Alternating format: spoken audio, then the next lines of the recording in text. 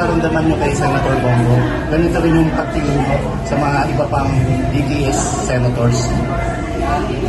No, because Bong is a Davaoenyo. So he claims, di ba? So, and I'm also a voter. I voted for him. So, yung sinasabi ko, not because he used to be, former secretary or chief of staff of the previous president, but it's as a voter. I am talking to him as a voter.